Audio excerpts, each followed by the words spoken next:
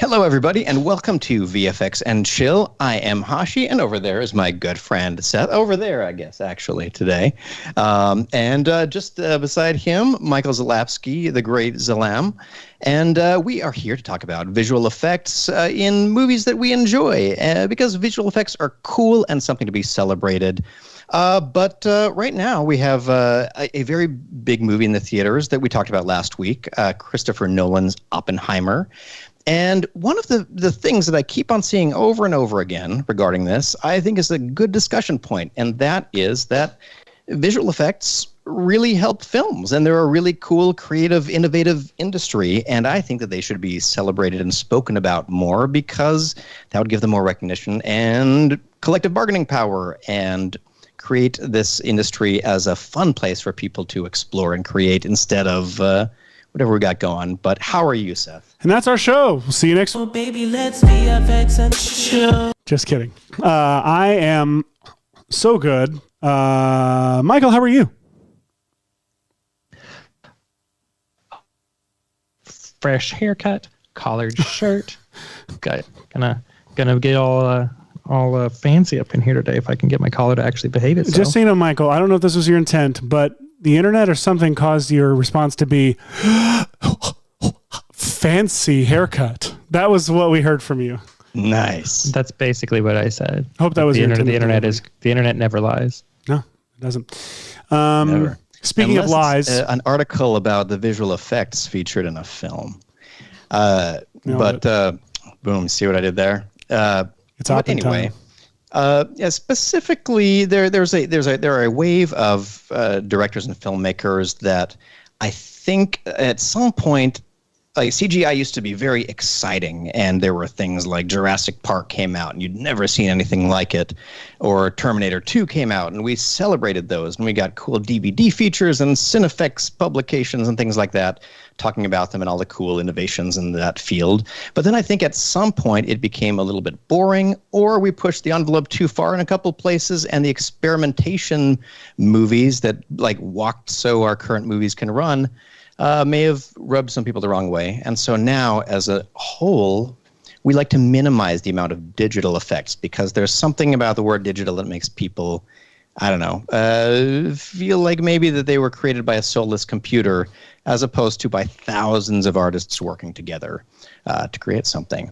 And wait, Hashi, but a movie is made by one person with a singular vision and who does all of the work themselves and tells everyone exactly what they want and what to do, and everyone does exactly that, right?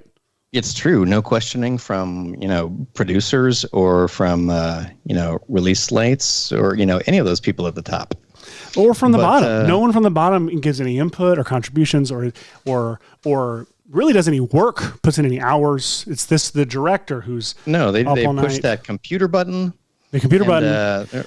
That is a drop we absolutely need. I can't think of a drop we've needed more than the computer button or the CGI button. Like, make CGI. Boop, boop, doop, doop, doop, boop. We hit it and the tentacles come out. Yes. That's what I'll be doing on the show. Anyway, so to get to the point of what we're going to do today, Seth, do you have that clip? I got so many clips. Which one? It's called like Batman CGI or something to that effect. Yeah, I do. I've got is it a new one? A brand new one? I think like whichever one is longer or newer, if you can see the dates on them. I think there are two. I've got one that says Dark Knight from last week or this week. That's a good point. I probably saved it last week, and that's fine. I'll saved it under. It's probably renders Batman CGI. It's probably what it is, and I found it, and I'm making it available offline, and I'm bringing it in. Yeah.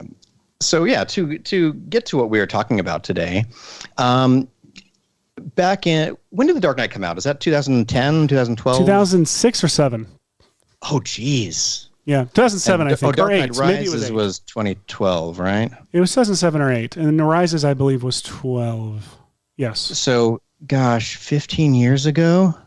Am I bad at math? What? Sure, we'll say it. Wait, what happened to Batman? Why would they film Batman on a motorcycle and then paint him out? that seems really weird because like that's a lot of trouble to go film a motorcycle stunt so you could have excellent visual effects reference, even if you were going to completely replace Batman with CGI in these shots.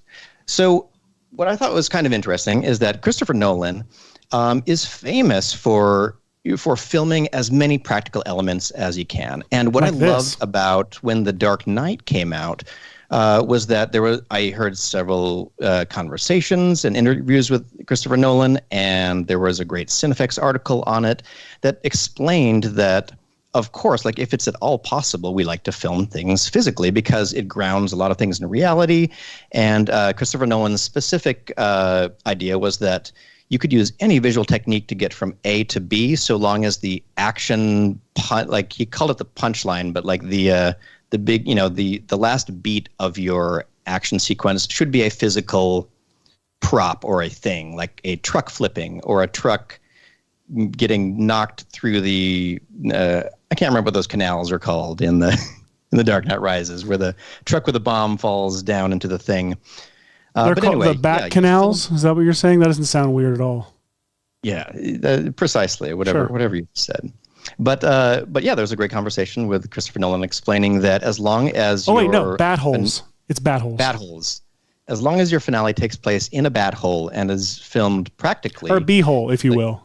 Then it means that it'll bring everybody else's work up to match that, to do techniques in between, including digital stuff, because there was a lot of digital required. But then shortly after that, once The Dark Knight Rises came out, I saw nothing but articles saying Chris Nolan really blew up a plane with people in it and dangled it from a thing and had stuff, which hardcore. I respect his filmmaking craft a ton, and he did film a ton practically, and it was amazing reference, and it's really cool.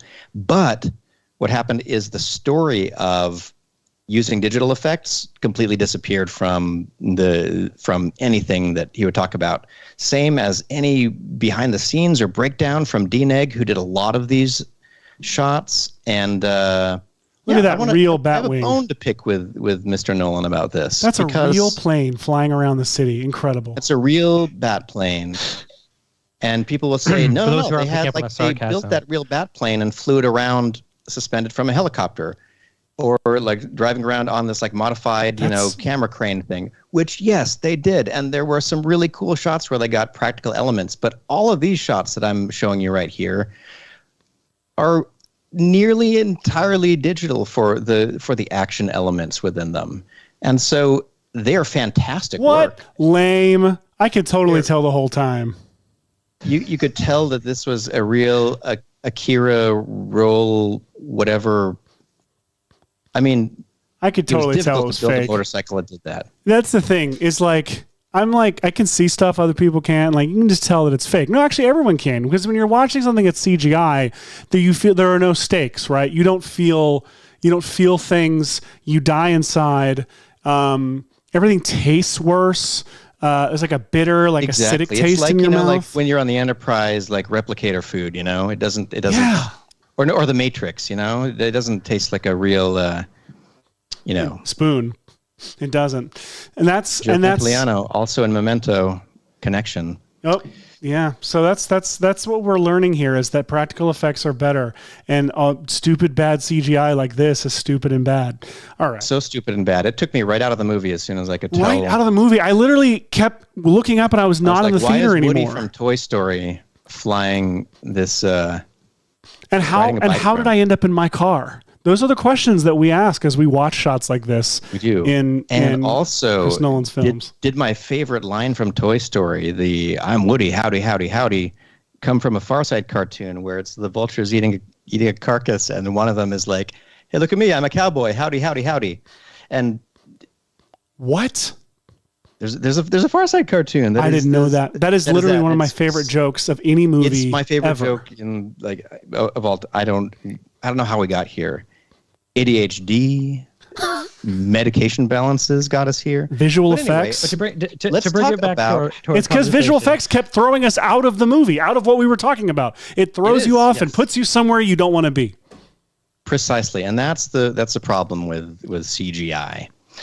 So CGI, a lot like AI, became this blanket term that referred to anything people didn't like and stuff. We've got to stop our habit of putting inappropriate labels on things and then trying to trash the whole industry supporting whatever that thing is. Yeah, why can't everything just be? Why can't we just point out good work people did? Good work people did. Films are incredible, and the filmmaking process is cool. The tools are new, and if it were a celebrated medium, it's possible that there would be, visual effects houses that were sought after because of the great work they did, as opposed to the low price they could come in at and things like that. Because we're on the wrong end of that artistic blade when it comes to things like that. I believe that the best thing a director, and Michael, I'm going to get to you in just a second. I just have something very important to say. Very important. If you're a director and you find yourself in these press junkets and press tours, whatever you're doing, where you sit in a room all day and you have journalists come in, in and out and ask you the same questions over and over. When people ask you if you made a movie where people are going to ask you if you have CGI in your movie and you want to stress that if your heart is in the right place and you want to stress the things we're saying here, like everyone in this film did amazing work, you're going to love it. I challenge you to remind every one of those people that what they saw on screen didn't exist before it got put up there by the people in your movie. Just remind them. If people are like, oh, is there CGI in your film? Be like, I'll tell you one thing. That didn't exist before, and you got to look at it. So aren't you grateful for what I have provided for you? Now get out. I want those words specifically spoken. And I think that the world will be a better place. I think so too. Because where else is it okay when you collaborate with a large number of people to do something that you wouldn't be able to do on your own? To sweep any group of them under the table and say, no, I didn't really have help in this regard.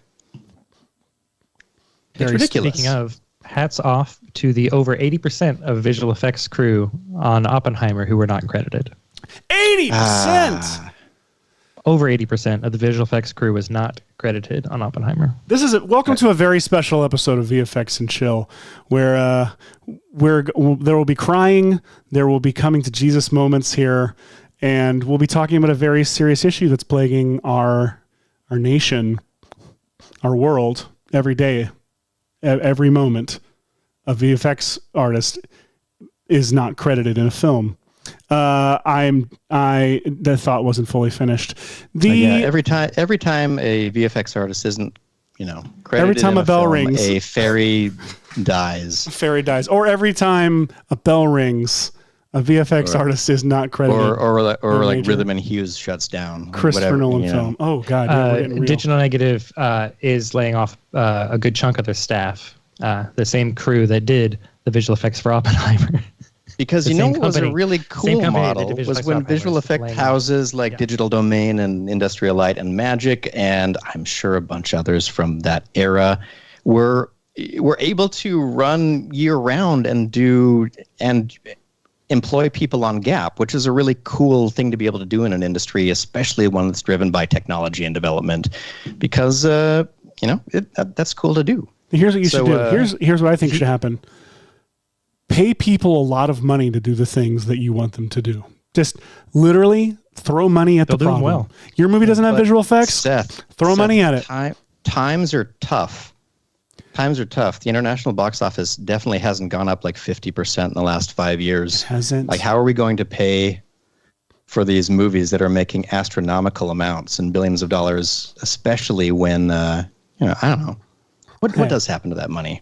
We have movies like Oppenheimer and Barbie that both had some great visual effects, and we should honor them. And some great practical effects in both. 100%. They leaned into knowing the strengths of all of it.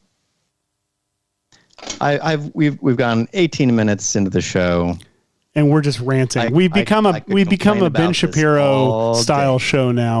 Please don't say that. We're gonna light some Barbies on fire now, but mainly just because practical effects are better than visual effects. Actually, we're gonna light Barbies on fire using Maxon's newish pyro. Just kidding. We're not gonna burn any Barbies. Oh, we should though. We already lit Shrek on Yeah. fire. Like Some Barbie overall, Shapiro. Outjogging Pictures there's says just a difference. Outjogging between... Pictures in the chat. Sorry. What is that? I was just saying, Outjogging Pictures in the chat says they recently watched the Light and Magic documentary on Disney Plus. Rules. And it renewed their faith in the VFX community and inspired them during this anti-VFX moment, which is great. I love that. Speaking of VFX, are we going to do some on the show today? Shut up, Michael. I think Get that out. today we should do two things on the show today. One is I would love to complete the mission that we set off on last week, which was a little a mini kind of behind the scenes featurette for Oppenheimer that tongue in cheek is constructed of not real material, but says out loud what people are not saying out loud about the hiding of the visual effects in these movies.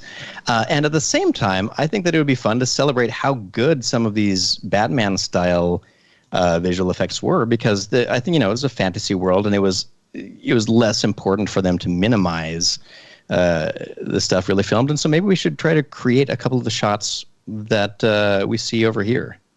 Why digitally. don't we? So we want to recreate some. I think that's kind of what I think we're going to let you do. I might. So we started that Oppenheimer meme video last week and didn't finish it. So I'm thinking I might. Sometimes visual effects don't get finished. Sometimes they don't. I'm thinking I might dive into that right now. I love that idea. While you work on some Batman stuff. So did you blow up a football field, or what are you doing? So what I did, let me start sharing my screen.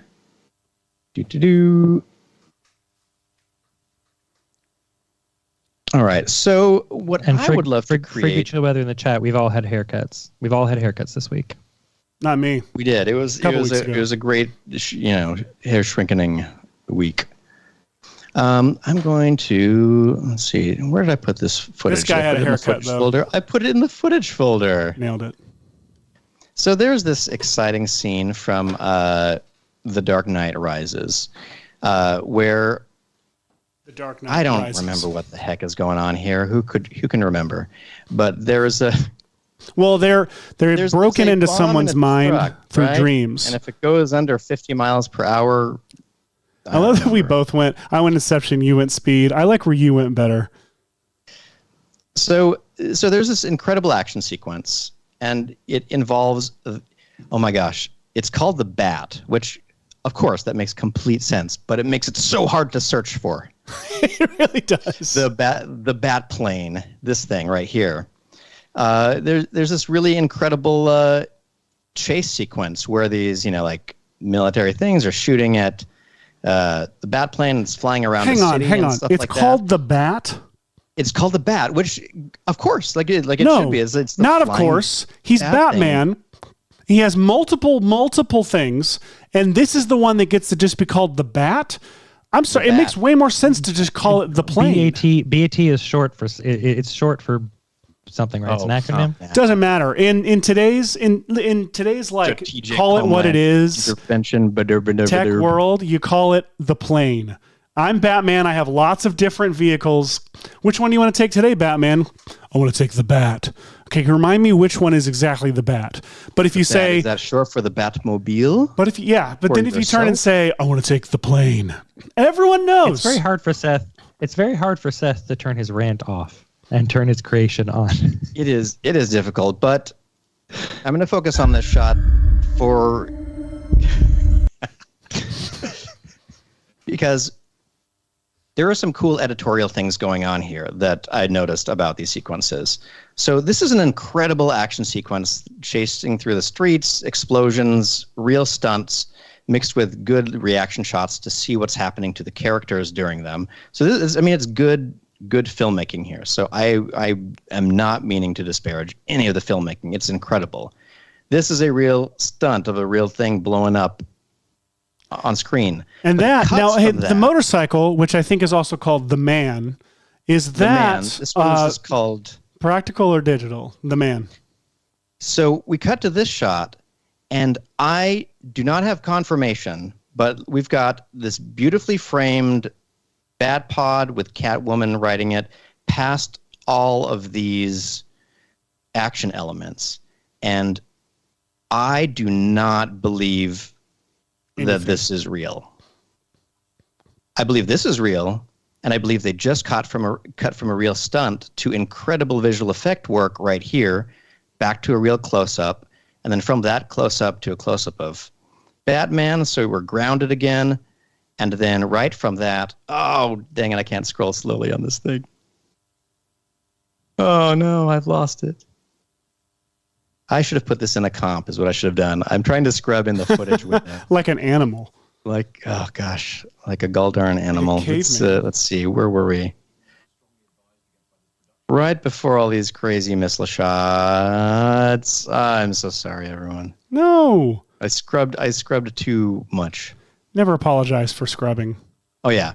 So it goes to all these human reaction shots, so we know who we're talking about. And then it cuts to this shot right here. The crazy, which is definitely CG. Which is just definitely a completely CG shot. I mean, it's a very, very cool shot. And the reason it works is because you like cut from the actor right to this all digital thing. Probably and a real the framing of the shots works. Look, go back to that cut point. You go from her face, which your focus is right there on her face, right there. And then as she turns to look forward, we cut to the motorcycle moving that same motion. It's so good. It's really, because really your well eye done. flow follows her glance because she's looking behind and then she looks forward, and her forward is screen, from screen right to screen left, and then the Batmobile thing flies onto the shot from screen right to screen left. It's just such a perfect example of a good edit. And then from that shot, it cuts to this. And I think that this is a real practical shot where this is being, where this actual bat is being lowered into frame over these things. I think that this is a real practical shot. Yes. Which is pretty cool. Wait, the thing is being lowered. You know what? I actually think, I know that they had a rig. I know they had a helicopter rig, but they also had, for these lower ground shots, they had a rig like where like a crane looking. Yeah, it was like this crane on a car that was. Yeah, you get what I'm saying. Yeah, but this one can't have the car.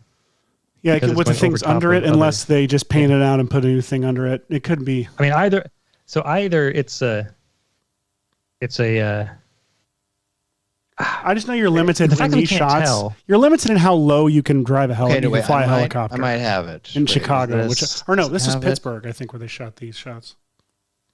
Oh no, this is the digital Batpod doing stunts, where like you think, like it's possible that Chris Nolan thinks that the Batman stunt performer is the one who ended up in that shot. I don't know. But the VFX supervisor definitely knows that that's a stunt person in a Batman suit, and it's great physical reference, but that they had to completely erase him in the end. Because it's the wrong proportions, and it's not the same angle that you ride the Batpod. He's not Radman riding a rad motorcycle off a ramp, doing sweet tricks. I don't know the vocabulary. But then, like, cuts right from that to a real practical shot with the one stuntman that they say, like, they finally got to be able to ride this real bike that they built with a digital cape, because the real cape because the real cape would get caught in the wheels. I thought, or the jet engine. Even if there's no jet nearby, a cape will get stuck in the jet engine. I seem to not. Never mind. We tried. I wanted to. But anyway. I would love to try taking on a shot like that. And so I've started a bit, and I might walk you through really quickly some of the boringer parts of it. So I want to create a shot of, like, a dynamic shot of the Batpod, like, flying, or not the Batpod, the man. Bat flying through a little city and these little heat-seeking missiles. He starts running out of names, so he names one the Bruce, and everyone's like, I think that goes against your whole thing. Like, he's like, as in Bruce Wayne. No, it's a Jaws reference. That was my a perfect God. Batman impression. It was perfect. So I have this It's a piece of Jaws stock reference. footage, which I'll show you some of the things that I love to do with stock footage like this. So let's find, where did I import it originally? I think it's, which one of these is it? It's a 20-second stock shot. And it looks like this. I'll try to make stuff more full screen. Oh, geez. There we go. So it's this 20-second, like very slow, kind of wobbly drone forward. But that's not very dynamic to me. And so I'll often take stock footage like this that has some kind of movement in it, do a little Control-Alt-T to time remap right here. And I know the shot's got to be reversed, so I'll grab the end keyframe and I'll drag it over here, other keyframe over here. And you could do like the time reverse, all that stuff, but instead I just want to kind of sandwich it like this backwards and start playing it through to see what makes it a little bit faster and more exciting as stock footage to see, like in a chase sequence maybe. And this is kind of cooler because it's flying backward. You could imagine having some things fly forward to where you're doing the shot, but it's a little bit wobbly. So I retimed this and then I stabilized it. I also decided that it would be kind of cool to add a bit of, camera is kind of off center as it, or not off center, but it's, sort of, it's spinning around on Z during this shot. So you kind of have a little bit more dynamic stuff. And now we've turned this really boring stock shot into kind of a more dynamic movement. And hopefully people don't even notice that like there are cars flying through backwards in the shot, because whatever else I put in will be so entertaining that you don't even notice that. I mean, there would be ways to correct that, but I'm just not gonna. But now, obviously, you might have noticed that for the framing I chose, there are these huge missing gaps here, here, and here. Same thing for this end frame, and it's kind of throughout.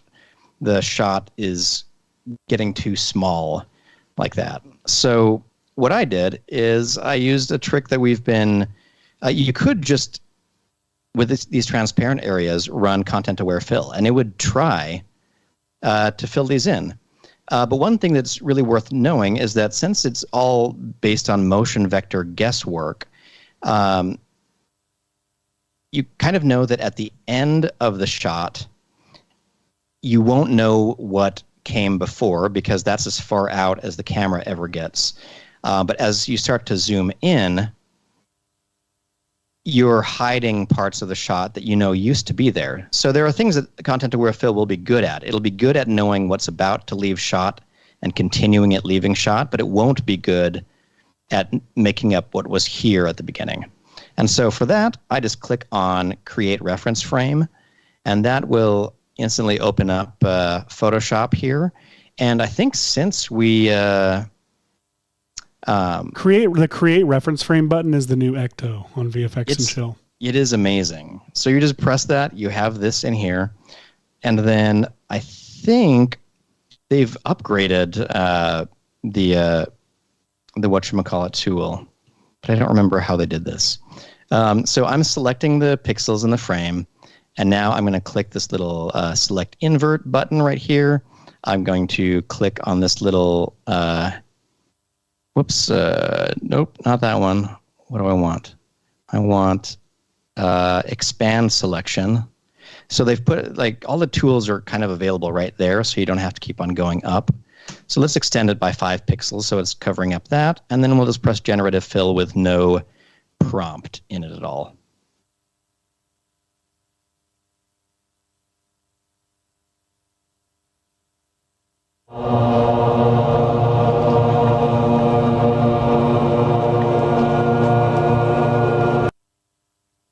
And now, as you can see, let me clear these guides because here we go. So now you can see here's our original, and it's generated 3 perfectly good extensions of what might have been here if you were further zoomed out. And I went and did this on 3 different frames throughout. I even did it on this final frame. And what I ended up getting was sort of this frame all the way filled in, this end frame all the way filled in, and kind of a random frame close to the end that I could tell it was having some trouble with, and then ran generative fill on that whole thing. And while it's not perfect, we now have this full frame, more dynamic shot zooming through this corridor. The next thing to do was to track it, which I did in a separate comp right here. And let me see here. Where are we?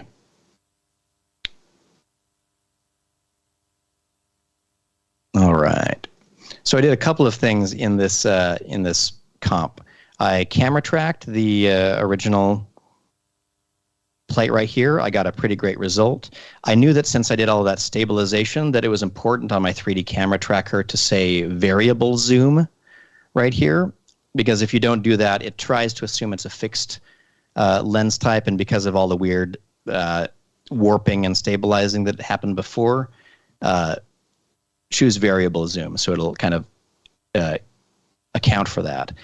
Then I kind of took another reference image of from the Dark Knight Rises, from this sequence, just sort of see what did they look like. And it was kind of this wintry, cool, like snow blowing around the shot kind of thing. And color matching is my least favorite thing to do, partially because of the color blindness and partially because it's boring to me. But what I did do is I opened up Colorista and went through their guided process to try to bring down some of the levels of this to look a lot more like the reference. And then the other thing that made this really work is I turned one of my reference solids into just a big, let me see the masks here, just a 3D solid that's basically way at the back here. Just drew a little mask around that and did the jankiest sky replacement ever. But it's just a solid of this color because that's sort of what the thing looked like. And then I threw some optical glow with extend unmult checked. And so then that sort of fogged into the original footage so it wasn't so stark like that. And now I had this new plate, basically. So I think I re-render this all so I don't even have to have that rendering in the background. So now here's my new plate, which looks a lot more like the Dark Knight Rises to me, and doesn't especially resemble the stock footage that came in. Seth, feel free to interrupt me at any point. Because I know. I'm so sorry. Is a very I've got nothing. Breakdown, but it's. I've got nothing right now because I'm trying to like finish out the edit on this Nolanheimer video that we're doing. And he's so focused on it that he missed the opportunity to use the solid drop just a second ago. No, this is why I shouldn't do things during the show. Like, No. It's good. It's good to have multiple things happening at once because you never know when you want to cut between them. It is. I don't know how many of the compositors who watch the show also have ADHD. I feel like it just seems to be an area we gravitate toward. And hey, folks in the chat, if you have not yet gone to check to see if you've been diagnosed for ADHD, you may have it even into adulthood, and it may explain many things in your life that previously you just thought you were just. You thought something was wrong with you, but it turns out. So I'm not requiring you to divulge, like any specific medical condition here in the chat, but I do want you to know that you're in solidarity with the many other compositors that likely share this gift. 100%. This gift of ADHD. See, I'm half paying attention to things, so I can chime in with songs. You can chime in with Sixpence None the Richer references. Is that who that was? I thought that was country music. I think it's Sixpence None the Richer. This kiss? This kiss? No, Sixpence is Kiss Me. Who always asks us, is it, I mean, I don't remember if it's Frigby Chillweather that asks about, someone often in the chat asks about 90s songs. Faith Hill. It's Faith Hill. I knew it. It's Faith Hill. I literally Googled, Fatal. I could have stopped typing on the first kiss this me. kiss, but I typed this kiss into Google. It was important. I was thinking of Kiss Me, right? Yeah, you were. Damn it. Written by my friend Steve Taylor. Ridiculous. But so once you're done listening to that song, you're gonna Hang on. motion Is that track Steve Taylor this. who did Enter the Clones or Bring in the Clowns or Yeah, that, all of like- those. All of those. Attack I of the listened to Clones, that Star like a Wars child. Episode 2. No, you know what I mean. I know what you mean. Yeah, yeah. That thing that Krusty the Clown sings in that one Yes. thing, and I had no idea that it was referring to a real song at all. Yes, that. I love the references to things that I didn't know were references, and then I feel like such an idiot when I discover them later in life. No. Can I tell you? It really is rant day for Seth. I am very strongly opinionated about this. I'm very passionate about this. If, like, really everything today, there's a tendency in, especially in kids entertainment. I've punched up scripts for like kid shows and written some things for like kids entertainment, and so many times I've gotten the note that sometimes it's a question, like it's posed like a question, like, do we think kids will get this joke or get this reference? And I always tell them, like, I understood 30% of everything that I watched as a kid on Nickelodeon At best. and anywhere at best. And what it did was I could tell from the cadence that it was funny, and it made me feel cool that it assumed I knew the reference. Like it didn't alienate me. It didn't make it too unenjoyable for me. It literally made me feel cooler because the show thought I was smart enough to get a specific reference, and I would like log it and then use it out of context without any understanding for what it really meant later on in real life, and learn after I embarrassed myself what it really meant. And that is the goal of growing up, to embarrass yourself into human growth. Or that sounds gross when you say human growth, into growing into a better person. All right. Seth, I loved that rant. It was just fine. And it loved you. Thank you. So I'm just really quickly adding this this model of the it was actually a SketchUp model of the Batplane, and it was made by, do I still have the tab? Oh no, I lost it. I like it. I like that you can distinctly tell it's called. Lego. Is The Dark Knight Rises the Bat 3D SketchUp. In parentheses, Batwing, because what the hell? In not English, apparently, and Morning Fire. by Groaning Fire. Groaning So thank you Fire! Sorry. So I just really quickly brought this element in like that, and you'll notice that because we have this scene tracked, it's now in the shot. So the first thing that I would probably do is figure out where is this hovering. It's hovering kind of in the middle. I don't know how much to talk about tracking and things like that, because we talk about it a lot on the show. Obviously, like what I did was I tracked I tracked the whole scene. I put reference solids on the ground and on the important sides of buildings like this. And then I ran the normalized track script based on this ground plane, so I'd have a nice center and a really simple, straightforward corridor where Z was, true Z to this shot. All those lovely things. We talk about them in a lot of tutorials.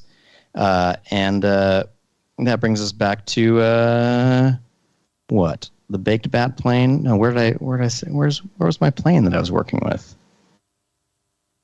Nope.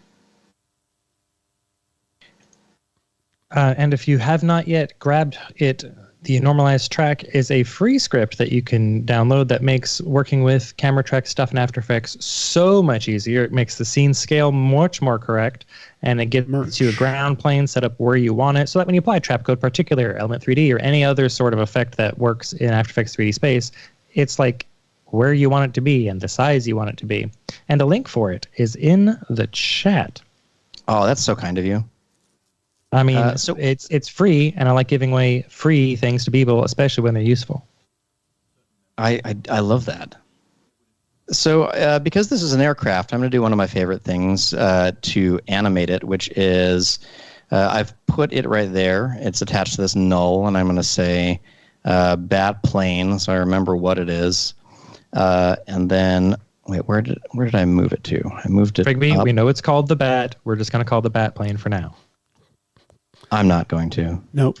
The plane. All right, I've copied and pasted a null, another null right to where it is, and this null I'm going to put way up here off screen. Isn't there a line in the movie where he 10. says, "This isn't a car"? Is there a moment where he says, "This isn't a plane. This isn't a plane. It's a bat"? Like, is it a plane? It's not a plane. It's a bat. they flit. They flit about. Keeps correcting them. Not a plane.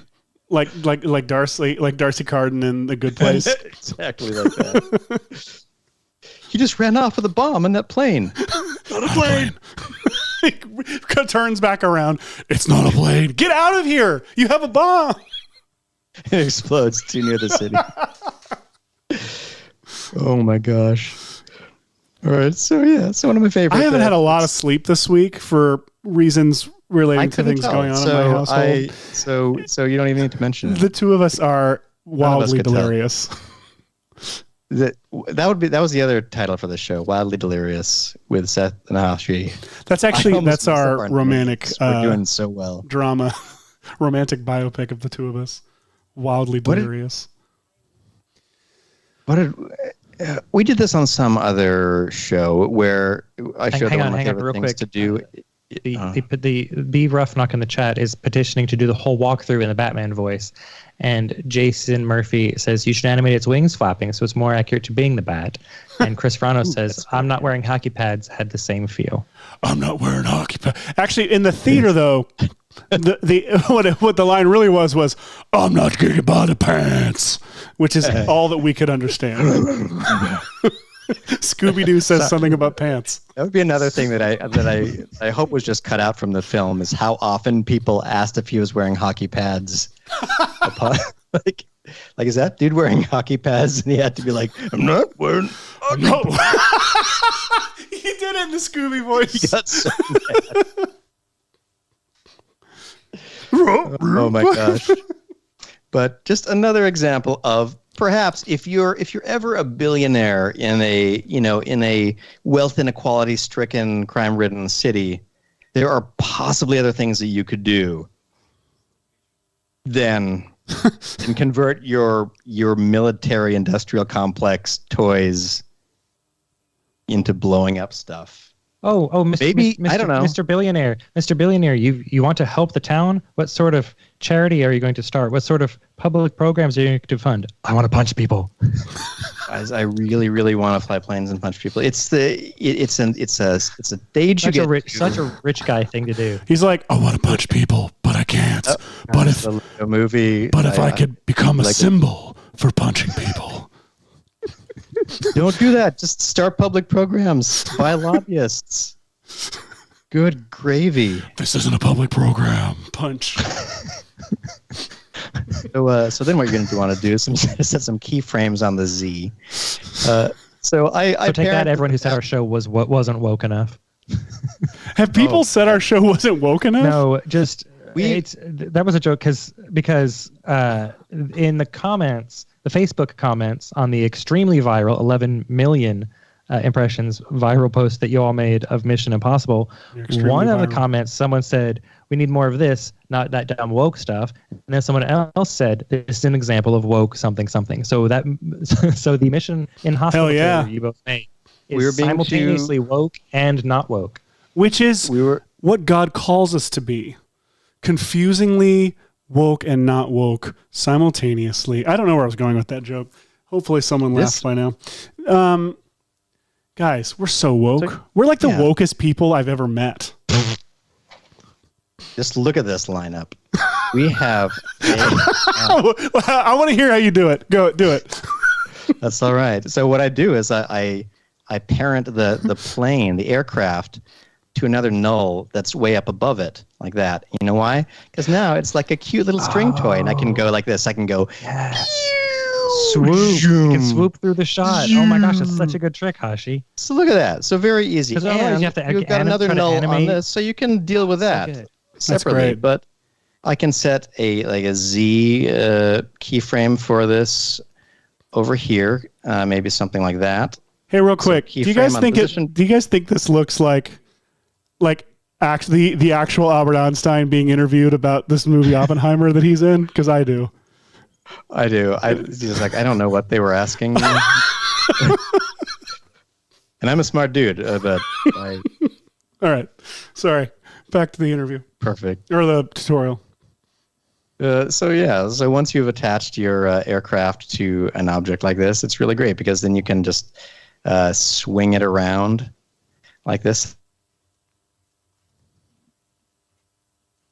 And grab the Z position and slide it all the way back past where your camera is going to be at the end of the shot. So somewhere around here. See, I'll bring it down a bit and let's mess with the rotation here. I don't know what rotation I just did to it by accident. I wasn't really paying attention. So I want it, oh gosh, I've rotated it too much. So I want it to swoop out of shot in this kind of an angle like this, but maybe closer to camera. So let's bring the position there and the Z position. Oh yes, here we go. See, look how exciting this is. See, another interesting thing about most CG things, like if you're watching a car chase or anything like that with any kind of rigid body object, like a car that passes right by the camera, it's usually CG because it's just expensive to try to put your camera. It's things. It's not just expensive; it's unsafe. The insurance companies want to charge you lots of money. You can't, as a filmmaker, put the cast, crew, and bystanders and equipment. Let alone equipment. I mean, you've got you don't want to pay like wooden nickel their deposit back. LA joke. Okay, here we go. So now, look at this. So with very few keyframes, we do have this really kind of aerodynamic, swoopy thing. I want it to get a little bit closer to this wall, so I can just grab this curve, bring it over like that. And then now we've got this bat swooping in and flying out, and that's a pretty cool little animation. It does not look great yet, but that's because I haven't added lights and things like that. But let's pretend in that we exist in the world where I would just quickly add a couple of After Effects lights using all of these lovely reference planes and stuff like that to end up putting together a shot that looks a little bit more like... Where are we? Element plane? No, what did I call this one? I tried to do this so organized today because I'm sometimes not. Here we go. Baked Batplane. Oh, I've got to hide my particular layer because who saw that we were going to end up using particular? So here's a quickly. I even left the explosion. Whoa! Go back a second. You did what now? So. I skipped a couple of steps here. Yeah. Nah. So we just used particular, blah, blah, blah. You can't yada, yada that. Okay, so I won't yada, yada, yada. I'd forgotten how many things I'd done in this one comp. I was trying to duplicate my comp at every major stage so I could walk you all through it nicely. So to recap... Yeah, I think we really need to see how you did the particular stuff. Like, you take a piece of stock footage and retime it to... suit the camera move you want. You can even do things like reframing it and using content-aware fill and generative fill to try to fill in the gaps. Then do a comprehensive 3D track of it so you have a good sense of where the buildings and landmarks are. Then grab yourself something like this nice little 3D model of an aircraft. Attach it to a separate null, so as it rotates, it can add this nice aerodynamic swoop to what you have, just like this. And then I am going to yada, yada, yada over, put lights where there are light locations in the scene. Like, do that, obviously, and try to make an environment that looks like this is reflecting what the environment is around it.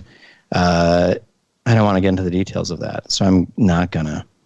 But then I will skip over to here where, oops, I forgot to turn off my duplicate. So then you get to this stage, and I just pre-rendered out this layer of the of this thing, and it's not the most fantastic render at all, right? Like there are, when it's in broad daylight here, it's kind of weak. I did one lighting trick, so right when it's up here, it's got a nice highlight and is sort of reflecting the sky, and I imagine it's getting some sun here. But just as you see in the wider shot, the sun hits this building all the way up until about here. So somewhere around here, this building right here is going to cause a shadow, so it's going to lose all of its highlight on that side and just become kind of flat lit and just be getting the bounce of this and the like diffuse distant colors from there. So this isn't the best render or anything like that, but it's all going to look really cool once I supercomp this all together. So the next couple of elements I need, one I know I go and grab from one of my very, very favorite stock sites. And let me see if I can load it up, because I think here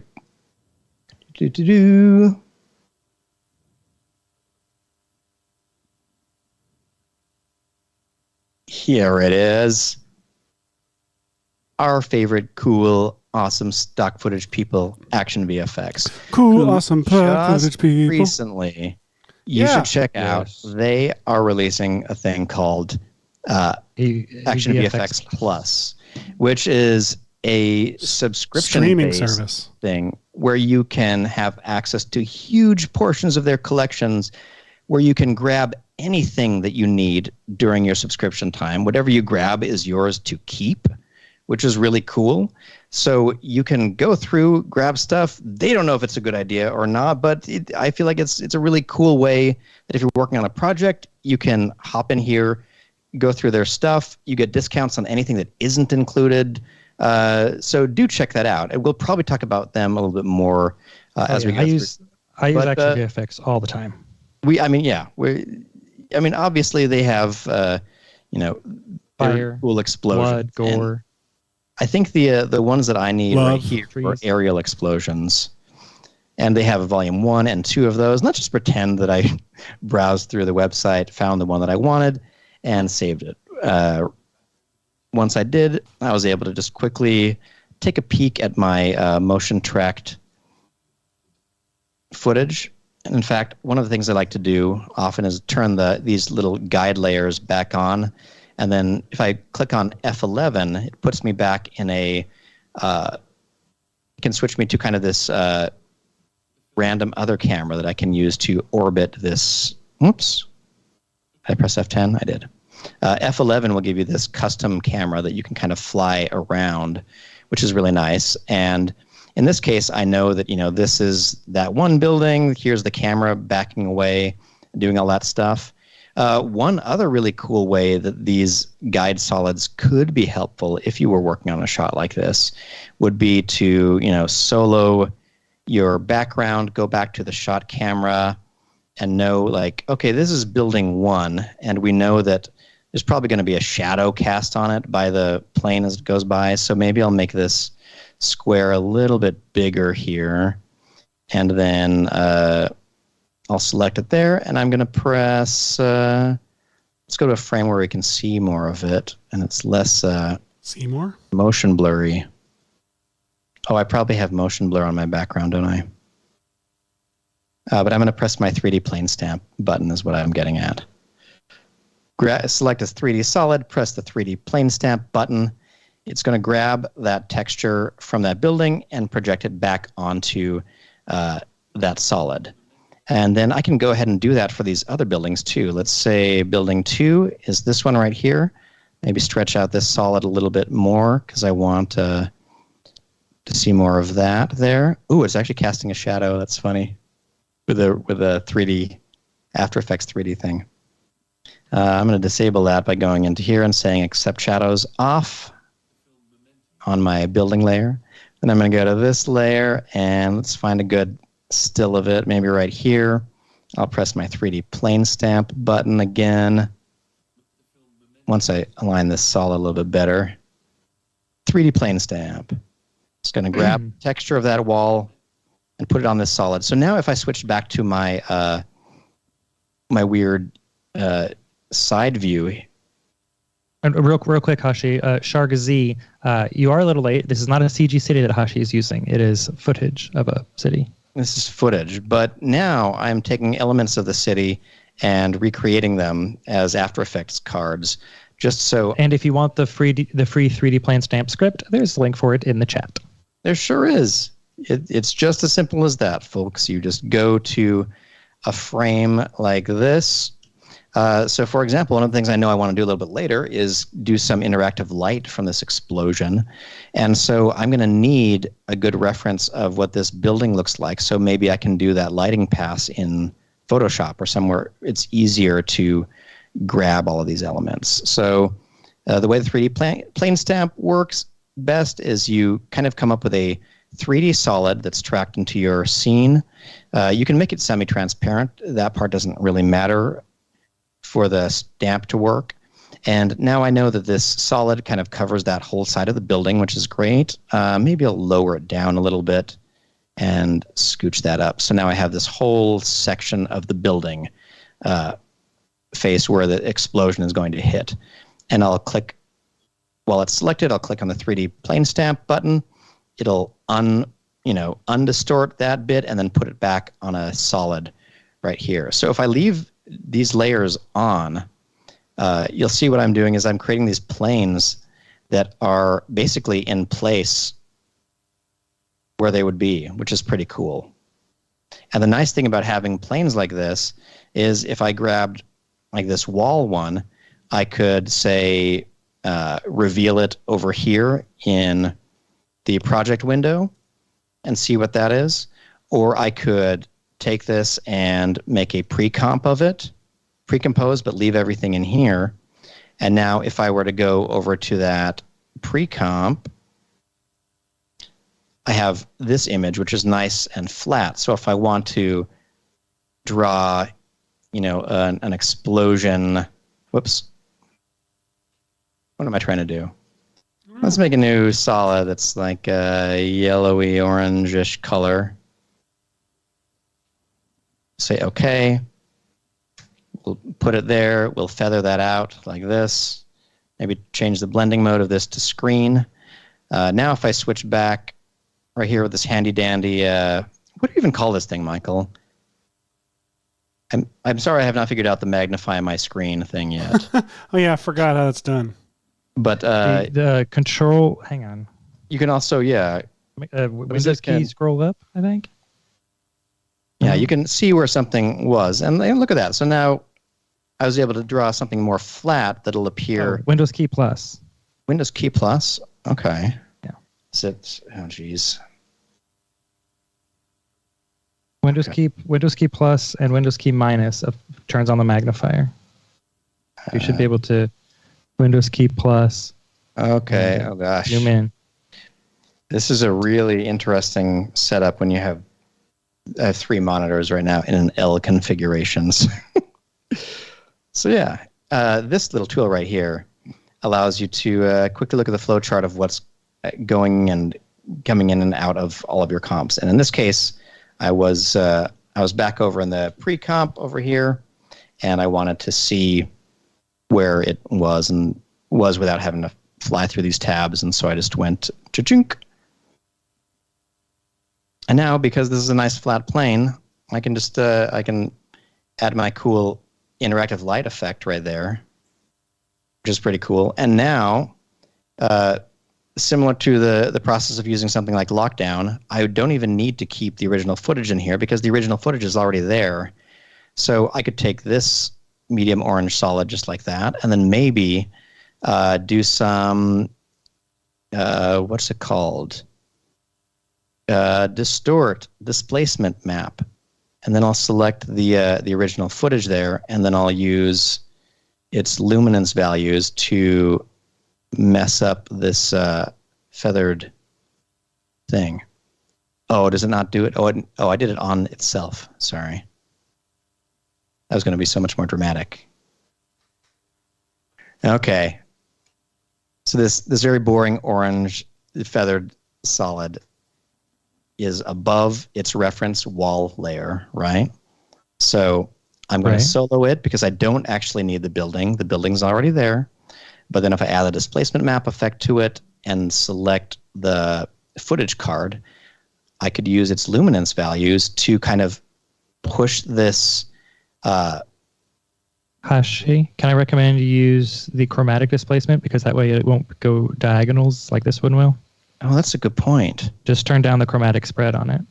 I a lot of the times I get a result more like what I'm expecting when I use that.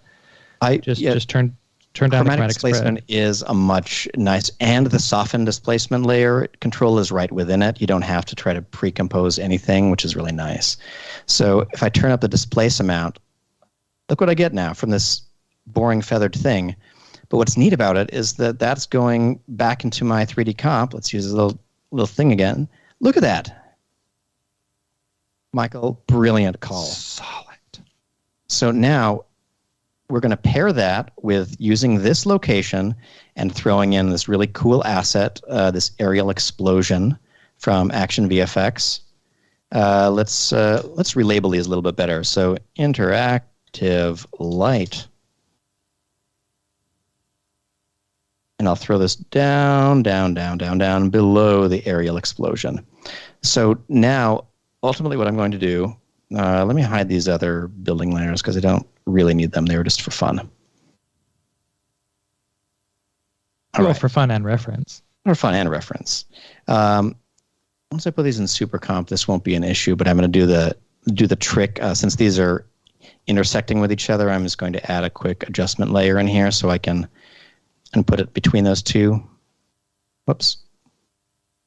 There we go. What Hashi's doing is called splitting 3D bins. After Effects makes bins of 3D layers that are next to each other, and when you split in the layer stack with the 2D layer, it creates a separate bin. So the bin that is on top will render over the bin on the bottom, regardless of where things are in 3D space. But now again, Supercomp does not work with 3D layers, so Hashi's going to have to be pre-composing all these 3D layers anyway. But handily, you can take the collapse transformation switch so that they'll maintain their movement with the camera in the main scene and all that kind of fun stuff.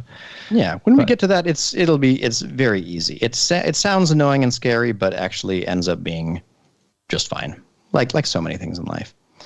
So let me turn on the adjustment layer just to separate these two again. And again, these aren't going to look perfect or anything like that yet, but I like this location. It looks like I want to move my interactive light slightly, so we'll just go over to here. And one thing we could do, actually, we could open up that this comp and go up to the top here and say new comp viewer. And when I do that, it creates a copy of this viewer right over here. And you'll notice this little lock right here. Is everyone loving my zooming in now that you can actually see stuff? Baked Batplane. What? Why would it zoom in? Wow. And do this? There's a setting in the magnifier, I believe, that turns that off. There's a little magnifier window that should be popped up behind your After Effects window if you look down at your Start menu. This is wild.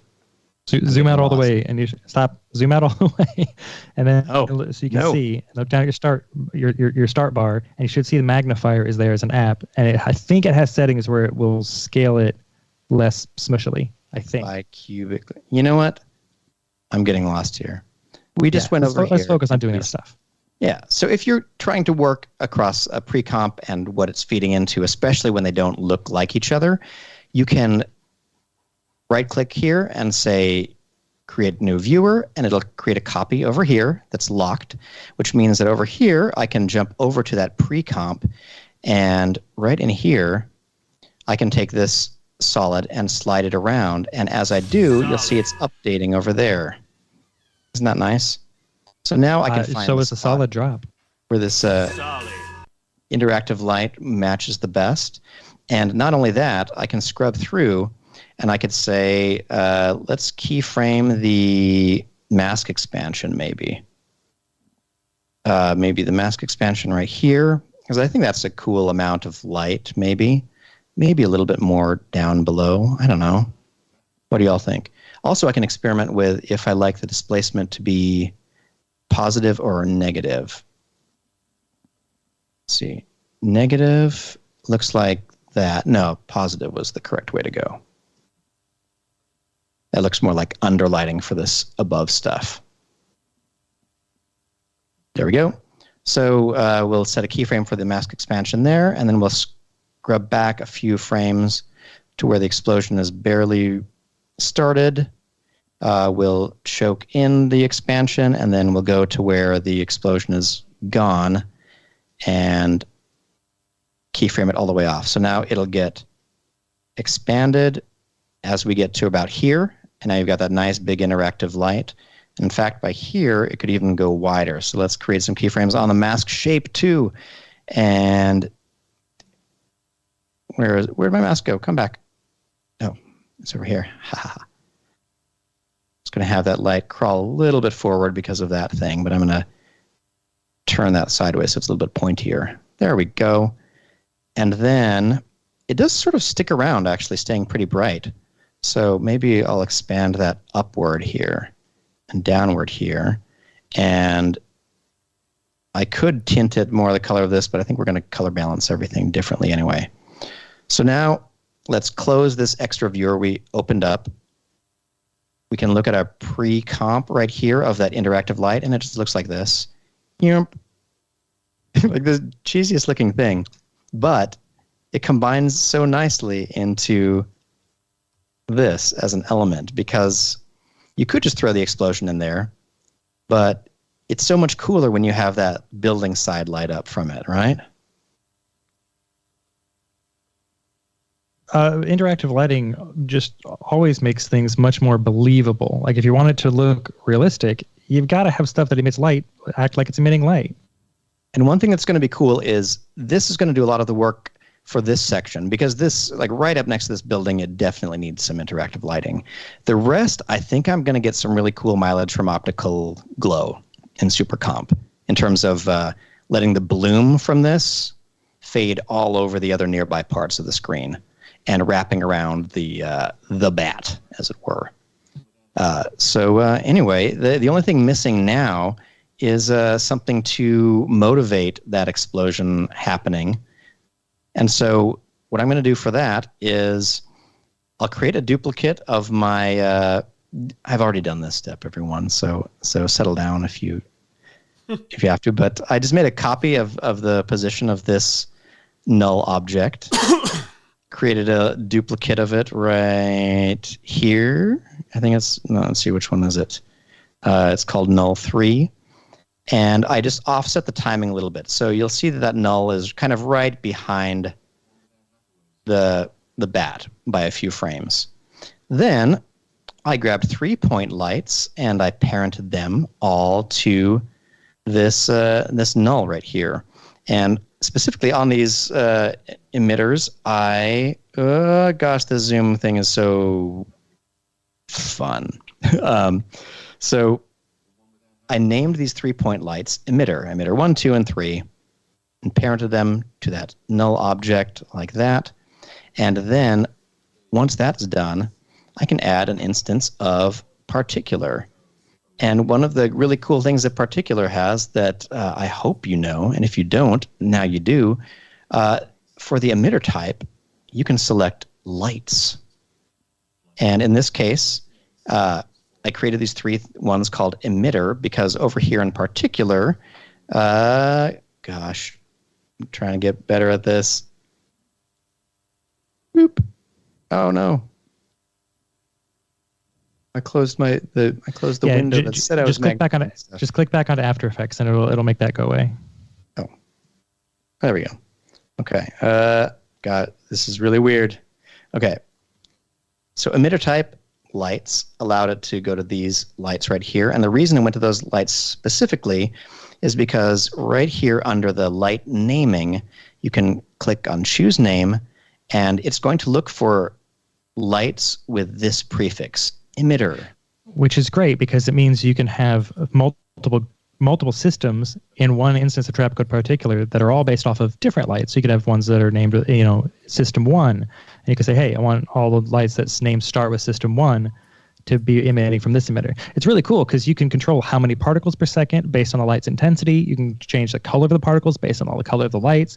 If you're using spotlights, you can affect the spread of the emission from the emitter based on the spotlight's cone angle. Like, so you can have one emitter technically, but 30 points that it's emitting from, all with different colors, different amounts of particles, different, emission shapes and speeds, like all kinds of stuff can be controlled just by each light. So one emitter, but like 30 emitters. It's crazy.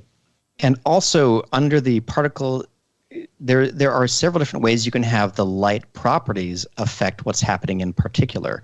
So under here, one of the default is that the light intensity, meaning whatever the light intensity down here is set at. In this case, they were all by default at 200 for some reason. So I'm just going to leave them there as to not mess with my formula. But the light intensity drives if particles are coming out or not. So that means that I can go to around here, and I'm just going to gently steer one of these lights just by adding a couple of keyframes on it to drift over into the wall here. And then the moment that it hits the wall, I'm adding a keyframe for the intensity to go from 200 right down to 0. So this is pretty much like the default settings if you turn down the velocity on your particles. I turned the velocity all the way down to 10 from 100. And now, look at this. I have these cool streamer-looking things. And one of them, it's got some velocity from motion right now that I'll deal with in a second, but one of them hits that explosion and stops emitting, and the other two keep on following the bat. And it's just because they're all mimicking the keyframes that this came in at, so they look like heat-seeking missiles, which is pretty cool. A couple other things you can obviously do to make them look like heat-seeking missiles is switch them from the sphere particle type to the cloudlet particle type, which is just a little bit more of a random, smoky-looking shape, and then the cherry on top is turning on the shadowlets, which are under lighting right here. And once I enable shadowlets, you'll see how amazing this is. Look at that! Now each little particle, as it stacks up in front of the other, creates a little, shadowlet of itself right in front of the other particles. And now, even though I'm not doing any other kind of weird simulation, physics, anything, I really just have these 3 emitter lights following this thing, and it's starting to look like some cool missiles. I got to retime that a little bit. And need to mask out the building and all the other fun stuff. But this is a great way to go. Do you mess with the opacity of the particles very much when you're doing smoke trails? I do. I have a specific formula that I like to use for smoke trails. What that formula is under the particle settings. The way smoke, if you want to imagine them as particles, being emitted, they start off relatively small, about the size of your source of the smoke, and then they slowly grow over time, and because they're dissipating. And as they're doing that growth over time, their opacity over life is also going to fade out. So over the course of their life, they're going to be fading out. You could just grab one of the presets for these. Probably a nice offset slope like that. I think that's probably nice. My most used preset. I love offset slope. This is a great one. And let's see, what is the life on these? 3 seconds. The shot is 3 seconds, so I'm going to try 1.5 just to make it a little bit more dynamic in the way these fade out. And in fact, I'm going to kill that point so they start fading even Probably sooner. Go down some too, right? Or yeah, do you find the shadowlets work better at full? It's a hard balance because the shadowlets look so good when the opacity is high, but as the particles get less opaque, obviously you can't see them as well, and you start losing a little bit of that. So here, we'll just try this test where the particles are growing over time, and they should start fading out about halfway into the shot from the back. And one thing that's important to do that I didn't do was vary the life amounts on these. like set the life randomness up so the trail isn't fading off at some fixed point like that, because that's very silly. But you can see we're getting a little bit closer. I'm just going to do a whole bunch of things real fast to try to make these a little bit better. I think that these probably are fine if the life is 3 full seconds long, but the life randomness is turned up. I'm going to go to all of my emitters over here. We'll start with one of them, and under its position, we'll all click on it so we can add an expression. Let's just say I usually like to lock the random seed if I'm working with particular or something like that. So I'll say, oh gosh, stay on screen. Seed.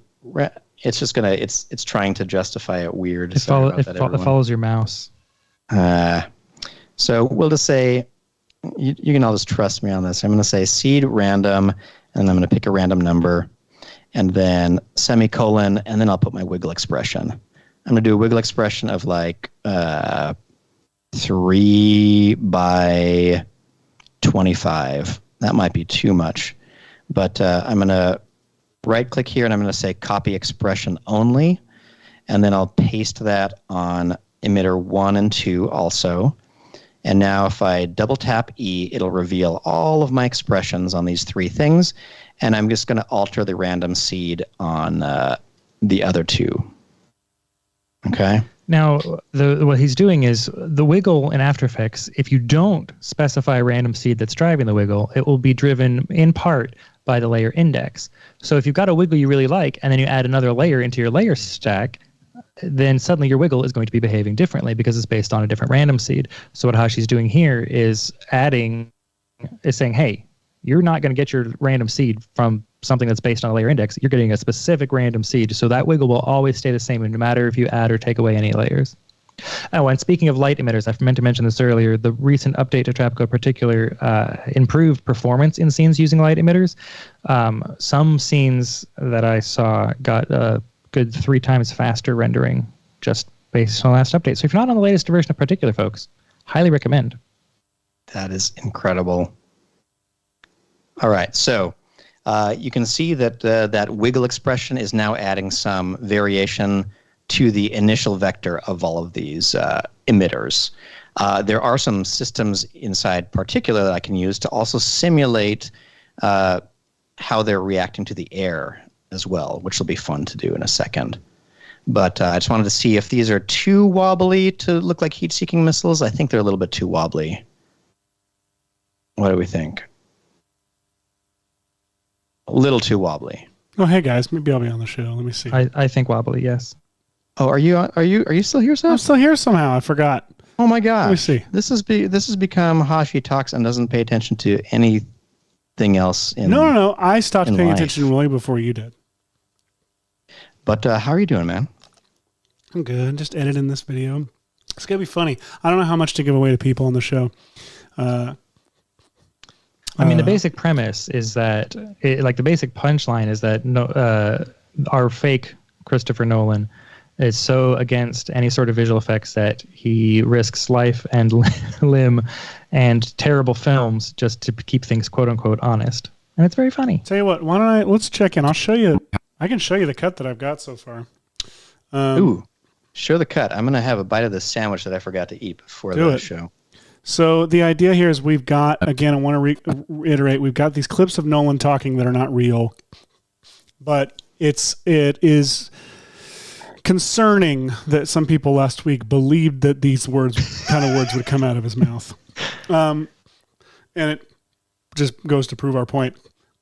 Just had to disclaim that what he's saying is not real. And I'm still laying in the B-roll and stuff, and some of this we're going to affect and some not, but I'll talk over it while it goes. On Oppenheimer, we chose a practical route, capturing everything in camera, even when it was strongly advised against by the production team, safety officers, and certain members of the cast, even when it would enhance the film or correct visible mistakes. Here's where I want to see boom mics and some things. I avoided CGI at all costs. It wouldn't be honest. It wouldn't be authentic. When you do Chris's movies, things that when you read a script you normally would think would be visual effects, you know that you're going to be doing. You can hear footage of people behind. Either we affect behind the scene. Either we show behind the scenes stuff with like I want to show people looking endangered where we've clearly like affected it. I'm not The sure. stuff practically. You can't film something made of CGI with a camera. I've tried.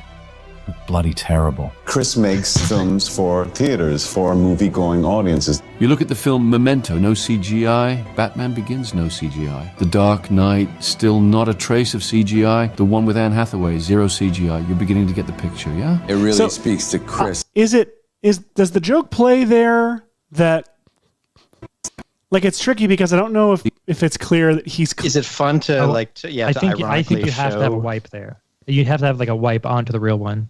Still onto the not real a one. I guess what I'm saying is he's saying no CGI, but we're clearly showing their CGI. And some people won't see that it's CGI. What makes it tricky is that there is no CGI Memento. He's right, that I know of. And there's they actually did some. There are a few quote VFX kind of shots that were done with optical compositing, which is pretty cool. That is pretty cool. Like again, this dude is a cool filmmaker. 100%. He just got to change his tune. He's just got to shut up and stop talking like a tool. Yes, please. The Batman Begins. There is plenty of CGI. In fact, I found a really great thing. I tried to make the cut work to where like he's saying no CGI, and the B-roll is Paul Franklin in front of two computer screens showing like CGI stuff, which I have, but it didn't make a lot of sense or register. So I'm not. I feel like this is a difficult parody that we're going for here because it's like it's tongue in cheek. It's you might possibly see this and just believe it. Yeah, because like if you've completely swallowed the idea that they didn't do anything. What's that?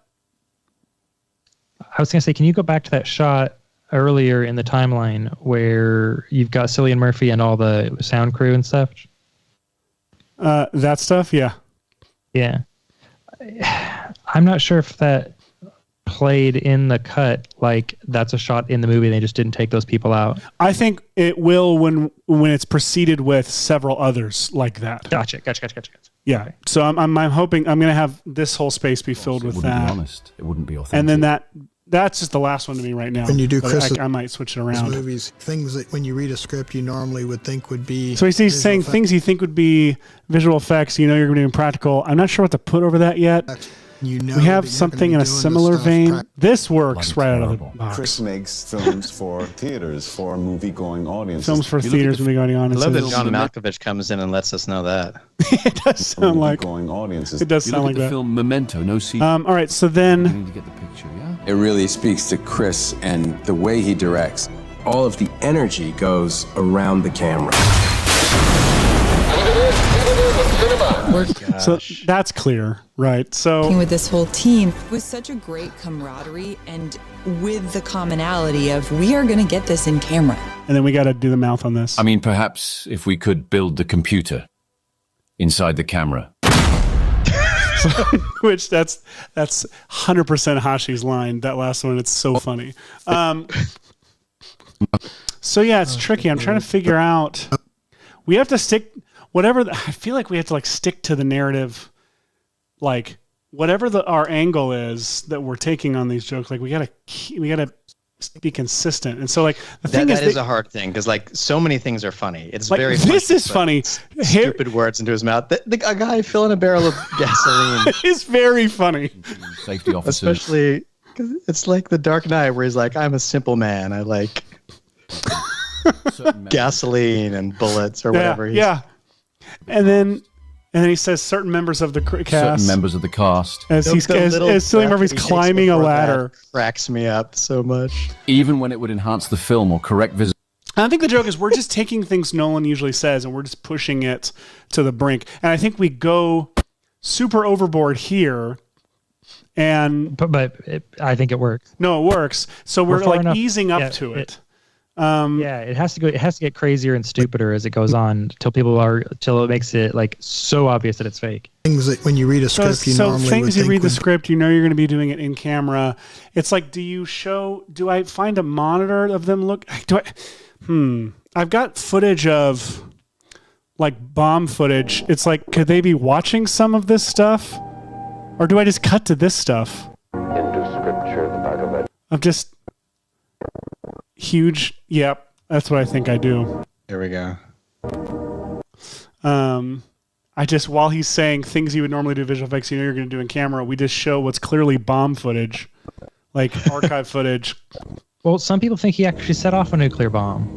Yeah, I'm not to make it. I mean, they did that well. I think that was a marketing ploy. Whoever came up with that, like, just dropped hints that they're not going to use effects, which led to 400 articles saying, "Is he using a real nuke in it?"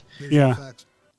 Also, in the making of this, I have watched so many interviews for Oppenheimer, and I have never seen a crew and director so in lockstep with the talking points. Yeah. It was almost boring because it was. I agree. I mean, granted, that's something that, like, part of your job, you know, if you agree with that, is, like, as a performer, that you'll promote your film and do some things. And sometimes the studio will have a specific way that they really want you to lean into it. It's very clear that they said this isn't a film; it's an experience, which sounds really cool. When what's her face, Mary Poppins, says it in that behind the scenes thing in here, Emily Blunt. And then I realized that I watched like 4 other things, all of the other actors saying the exact same line. Chris Nolan saying the same line, the producer saying the same line. It got very old. It does. Plus, it is just a film. It is. It's like a great film. Like, lean into that again.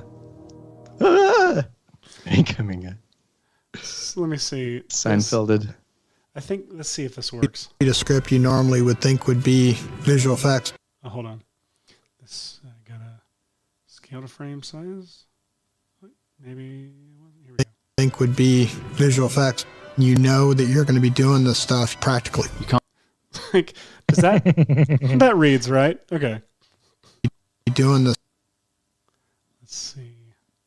Well, if we really wanted to do a little bit of a bitey thing, if we could find a news article about some of those people who lived near where the actual bombs that Oppenheimer exploded went off, and like most of the kids in high school died of leukemia. Yeah, Wow. but yeah, like, I have not seen the film yet. No, I was supposed to yesterday, but so I'm not speaking from an informed, having seen the film thing. But also, if you're ever seeing any kind of, you know, historical film that is really cool and tells a good story and whatever, it is really worth researching the way things actually happened, just in case, so you don't accidentally watch. So you never experience any kind of erasure of any important parts of the story, or. Oh, I have a strong feeling this movie doesn't shy away. I have no criticism of the actual content of the movie.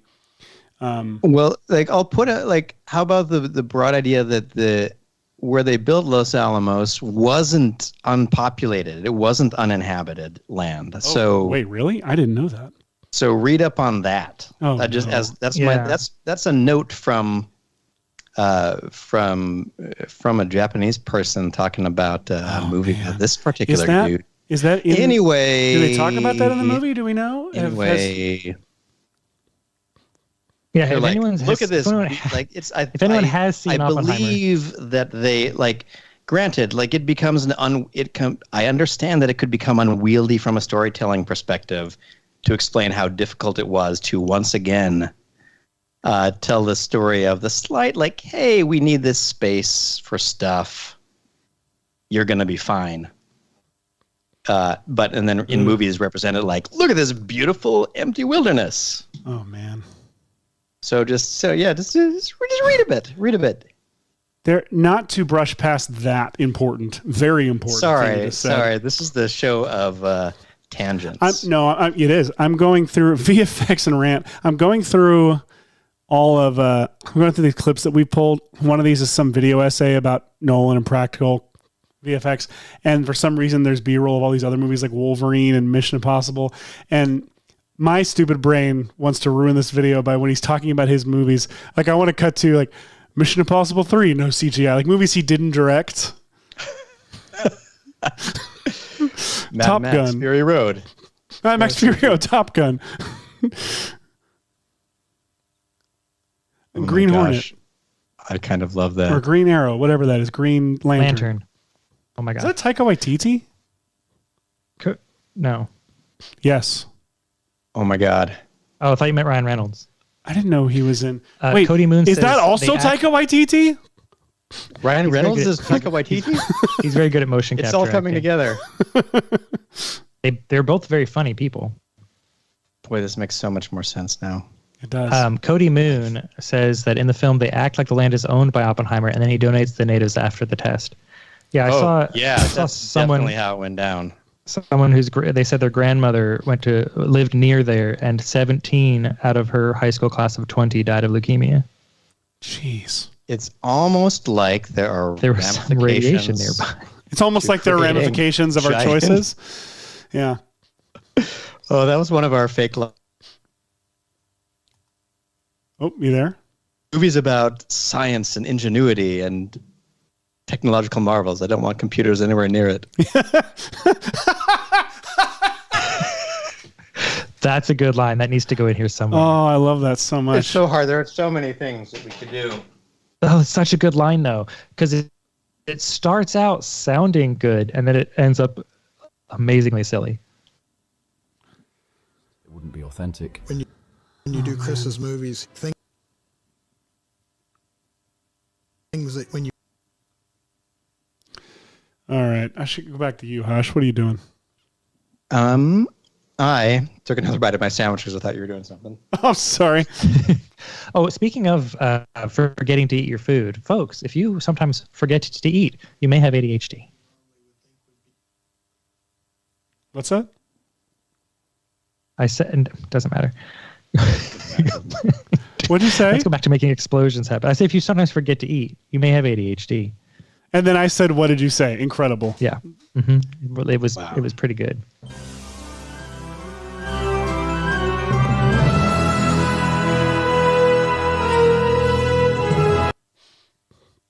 Incredible.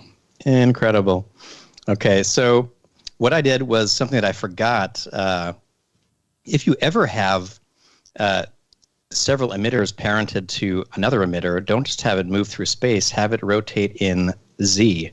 So look at this. If you have that null rotate in Z, yes. you can get these things to rotate it around. Let me delete this. I'm trying to modify the position of the one that hits the wall, but without it on, let me just show what this looks like.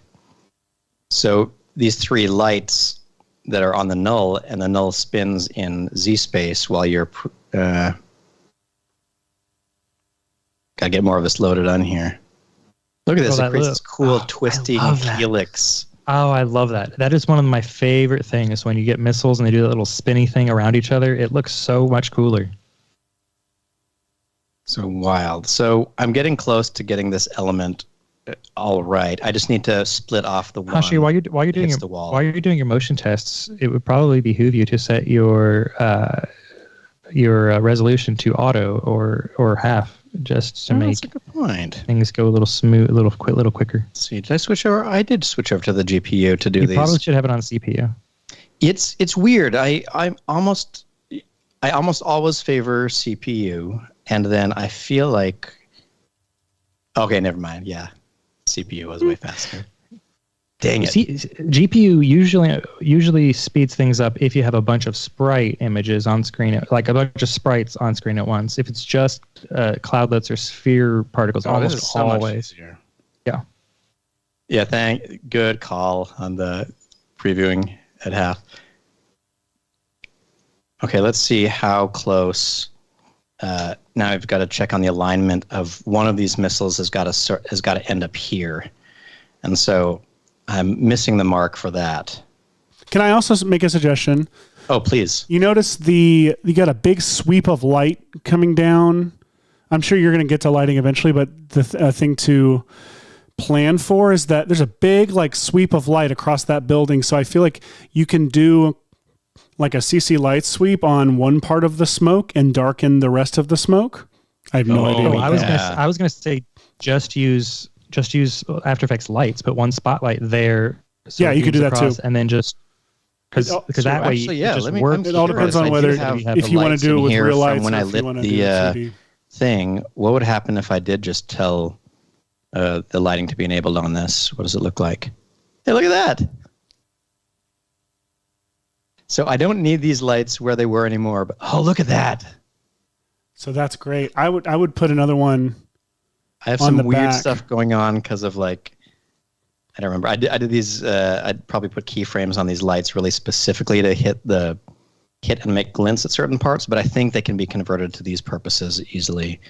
So there's light on them. Yeah, and if you didn't see what I did there, I just went to Particular, and down here under lighting, the same place we enabled the shadow lits earlier, I turned on lighting right here, which is pretty cool. So now the lights that were lighting the ship, or the bat, whatever, the thing, the man, are lighting these particles. So as I move this around, you can see that the ambient light looks like that. The brighter smoke looks like this when it moves into the sun here. So we'll try to figure out some balance. So like, I don't know, something like this. Like I feel like they've got to move through this little swatch of light for a second and be brighter and then be darker on the other side of it. So I've just got to figure out where that point is. Back here somewhere, probably. And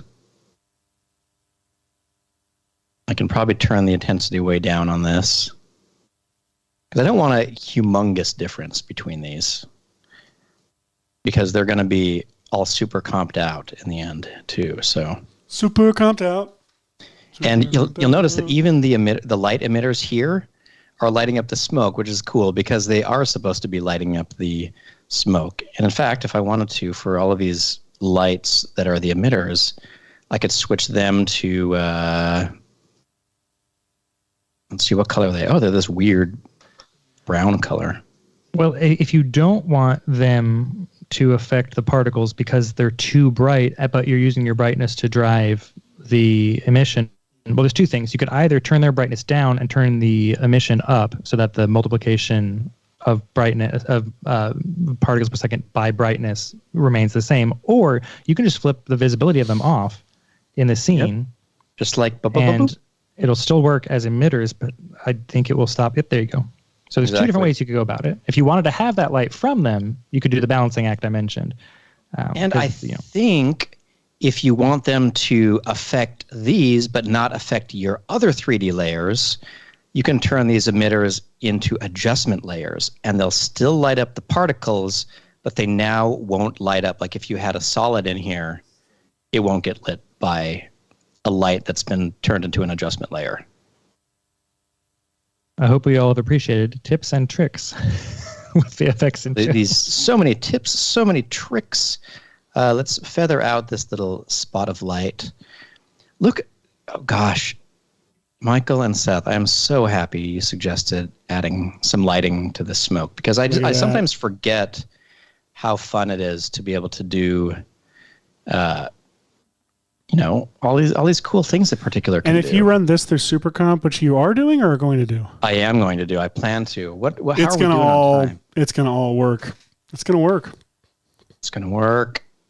Okay, so here's the patch that I'm going to imagine is in front of this building.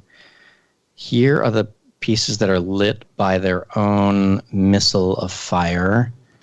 Do they need missile of fire? We need. I saw, but there we go. Okay. One thing I'm going to do is in Particular, I'm going to go down to the lighting settings. One thing that you might notice is as you're doing lighting on your Particular layers with the After Effects lights is that they are like they're not doing anything, and so you're going to the light and you're turning up the intensity to like 1200 in this case. But the other thing you could do is right here in the lighting settings, there's something called a nominal distance right here, which is basically like a multiplier for the distance for how far lights go. So if I turn that up, this light will go further just by where it is. That makes sense? So mess with this nominal distance first if you want, instead of having to go into each light and adjusting its brightness separately. So we'll try this for now. I've got to get done in the next little while, right? So what I'm going to do is I'm going to look at these three things, figure out when one has to hit here. One's got to hit there at what point? Let's add a marker. And Seth is frozen, by the way. I am? It's frozen. I am, aren't I? What? I'll just make the sound to go with it. I should actually try to fix it rather than trying to be funny. That was helpful. I liked it. I thought so too. I don't know why. Oh, let's see. The full frame is even better. Hang on. Oh, everyone's going to go quiet for a second while we watch this. And we're back. I like it. You're still frozen. No, but you're back. Oh, yes, we are back. Okay, so what was I trying to do? I was trying to move. My only little quibble with using the lights is that I wish the lights themselves were easier to position, since they don't have a, they don't have any body. So sometimes I end up like putting a null in here that these are actually attached to, so I have something easier to grab onto. Because these little gizmos are fun, but they're not easy to like grab the Z or something like that, which I need to do right now. So let's turn up. Nope. Wait, am I turning it up or down? TJ Knuckles in the chat says, I like that. Hey, Seth's back, but that logo animation is getting annoying. Oh, it is? I'll fix it. Yeah. So,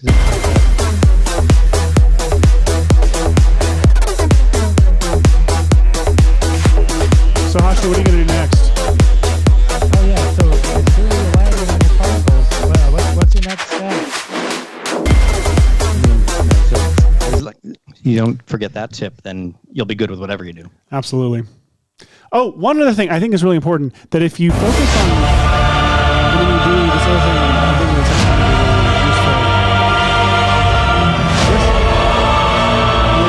useful. And you'll be saved.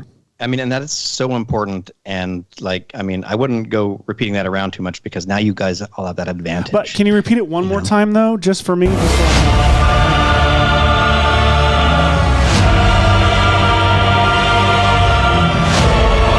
Oh, thank God. Sins. Precisely.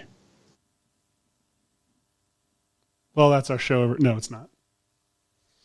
It'll be in 14 minutes. What? 15 minutes. We started late. We can push a minute late since we started late. Okay. I'm just going to quickly render out these particles. Particles, because I want to get to the supercomping. So let's just render these out soloed real quick. So here's what they look like. They've got that nice, like they're bright at the front, and you could do a lot more look dev on these. I totally thought that I would like gloss right through this and get a cool result, and it got a little bit weird. Oh wait, what happened there?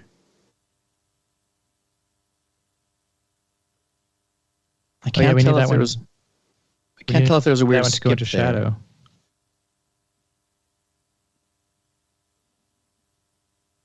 Shoot, I'll have to watch this playback and see if there's a weird skip in the middle there. A guy named Skip. Hi, I'm Skip. Welcome to VFX and Chill.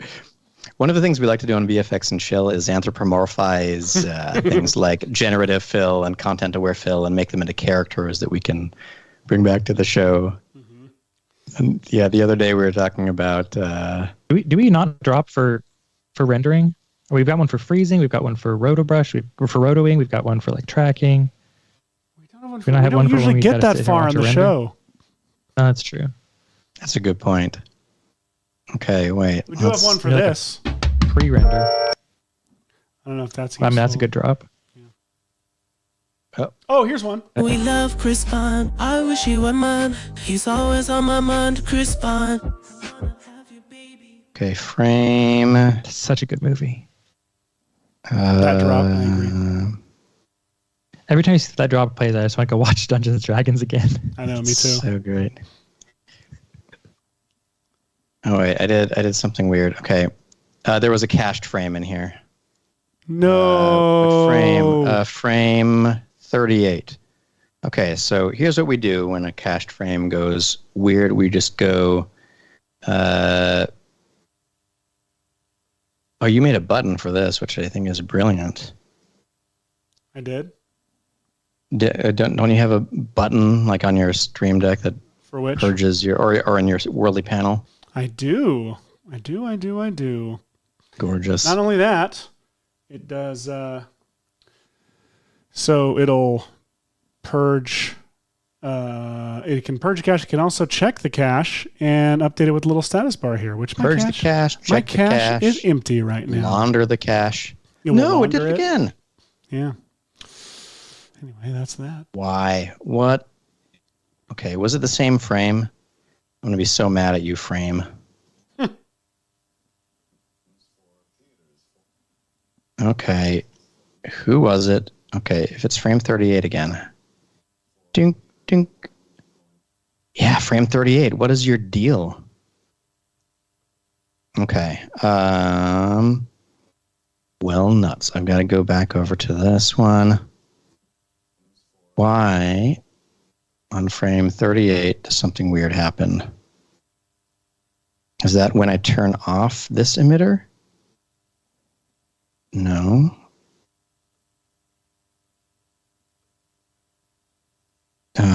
There's an adjustment. That's when the explosion layer appears. But that shouldn't affect the random seed because I locked them, right? Random seeds are all locked. What have I done, Michael? What's happening? I'm just getting everything's working fine. All of it. All 49.5 gigabytes. Okay, and then let's go back to here. Let's overwrite this thing. Nuts! I want to get at the super comping. Yes, I know it'll overwrite stuff. Ooh, I'm rendering with a caps lock on. I know it doesn't. I don't think it does anything anymore. It does not.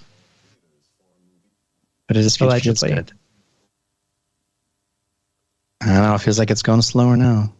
It's definitely not because it's later in the simulation with more particles. So, yeah, I'm not bothering with the crazy color or effects of any of this stuff now. Same for why I settled for where the Batwing was at its in its current state, because Supercomp is going to make all of this look so much better. In case you're all curious about Supercomp, you probably know about it if you're here, but we did a little fun. I did a fun little quick tour video of it a little bit ago, just to show some samples of stuff you can do real quick.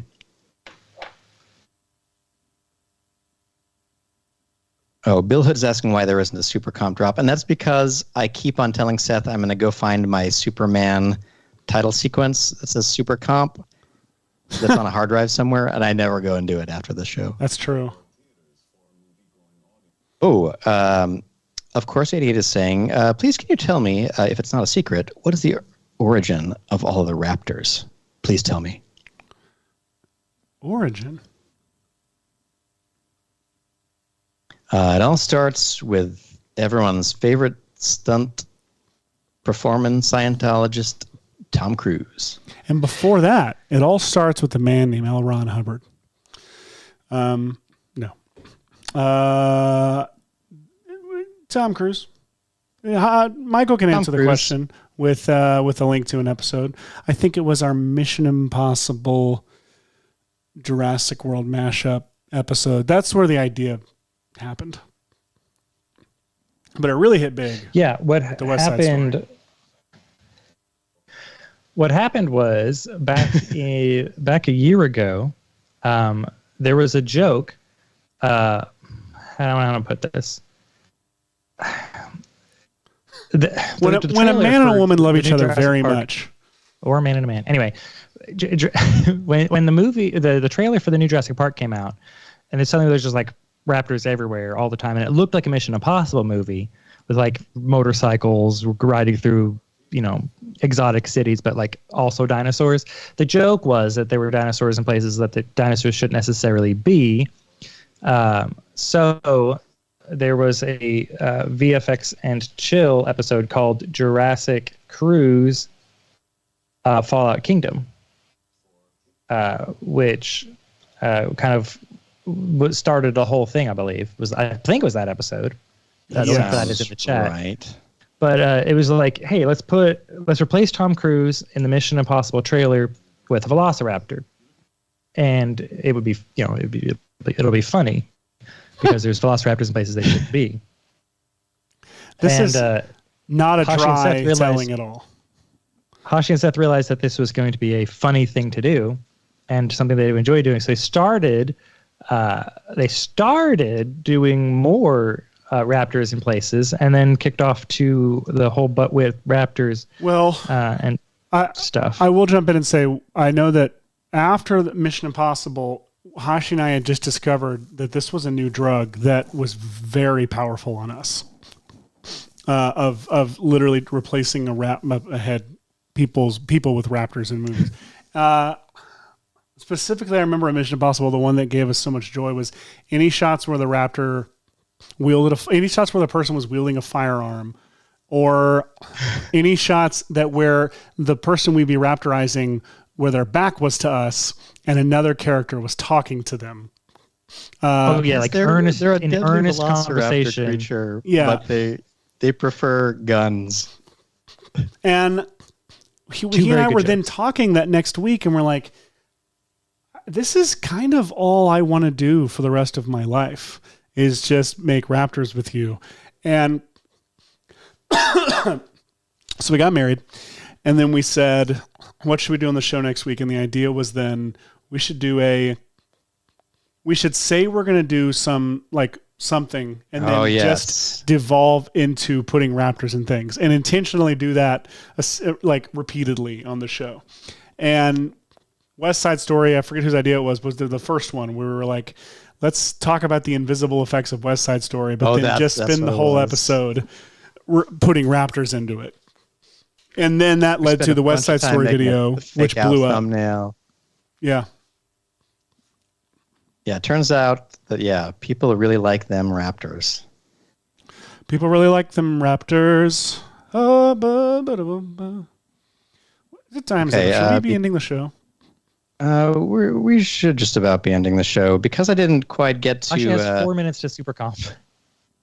Oh, I should have do it. Honestly, used a whatchamacallit,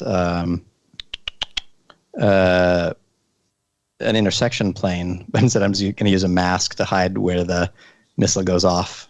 That kind of works. All right, so I've got this stuff. Oh, I'm going to need to mask out these ones too. I guess I do have. How should I do that? You could use that 3D plane of the building as a. I mean, in particular, could have used it as an obscuration layer. Anyway, it doesn't. Yeah, there are ways I could have done this. Okay, let's use this. Let's take our particle layer. We'll go to reveal the track mat. We'll say be obscured by building 1, except invert. And then I just need to adjust the building 1 3D plane to actually line up with the edge of the building like that. Oops. No, not quite like that. I just got to move it over in X. I can't reach its X widget thing. A different view. Okay, here we go. Now it looks like they're coming from behind the building, hitting that one, and then they've got to go in front of that one. So... shoot, what do I do? Do I fade it out? It's going to be really silly, but it'll work. The explosion? This is why... No, because then they show up at the end. This is why you should use an obscuration layer. I know. Okay. I think that's viable. Yeah. Okay. The other thing I need is... shoot, we don't got a lot of time, so let's use... black solid, null light factory. The location layers are, let's see, add lights wherever it says emitter, please. And then check use lights. And then make these sort of a orangey, I don't know, color. And small. Oh, do I need to turn these on? Yes. Okay. Okay. Oh my gosh, these need to be way smaller. Scale. Let's do that. Let's see if those blue beams are not very Nolan-y. It should be what? In front of everything, including the explosion, somehow. And let's go to the designer. Let's turn off that blue streak. Blue streak. Which one is the streak? Blue streak. You have stripe. the film Is it this Blue one? Streak playing in the background. Excellent. Let's say okay. There we go. Okay, so here are our raw layers. We've got no light factory generating a little like lens flare at the front of all of these missiles. We've got the explosion happening on the wall. We've got the bat, whatever call it. Don't forget to pre-comp particular and its track matte layer. Yes, thank you very much. Let's grab these two and pre-compose that. We'll call this smoke trails. And then we'll press collapse transformation. There we go. There we go. Okay, so now we honestly have whittled it down to just 5 layers, which is pretty cool. We're going to right-click on all of those. We're going to go to Effects, RGB Effects, Supercomp. I know we're past time, but this is going to be fun. Okay, so we'll open up the panel. All of those layers are going to be in here, and now we can do some really cool, fun stuff. Like for the Batplane, let's go ahead and say add some light wrap. So look what happened right away. Light wrapping onto that. That's pretty cool. I'll turn the amount down a little bit. The new defaults on the light wrap are less subtle than the old. Which is probably helpful because I was always cranking them up and then trying to figure out where they should be. For the no light factory, let's add some optical glow to those. And for the optical glow, let's colorize them like much more orangey, fiery like this. And also let's grab some color correction to bring down their maybe their gray level a little bit like that. Just make them more small like that. The explosion, let's probably also crank the fall off. Oh, I have to go real quick.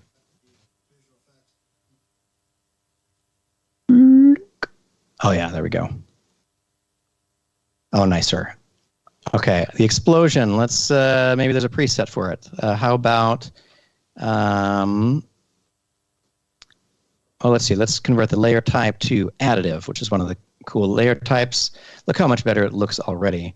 But then I'm going to go over to my pyrotechnics and let's try Big Fire first.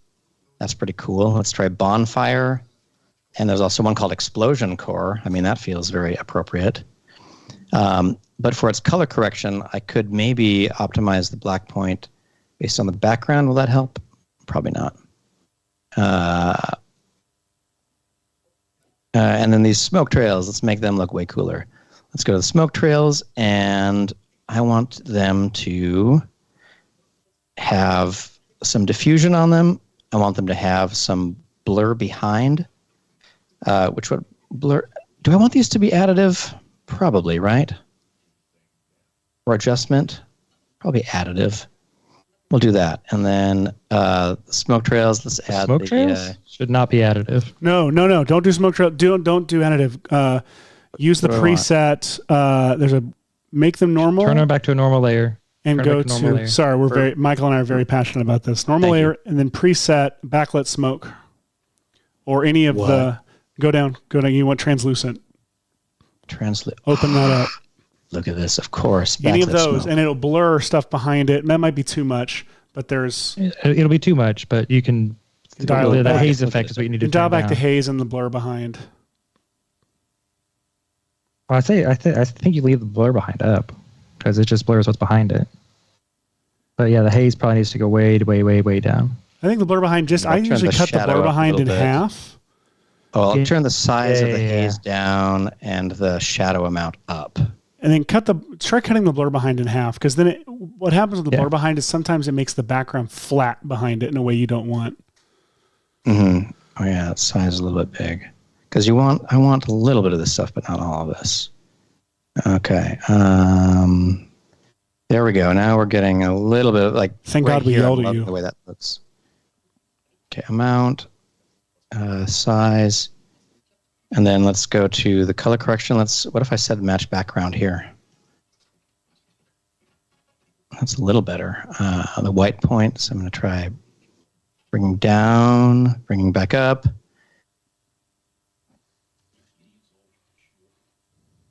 I don't know. Let me preview where we are. Oh, I forgot about the lights being behind the building at the beginning. Okay, wherever this ends up is where this is going to end up. I'll fix these smoke trails more in a little bit.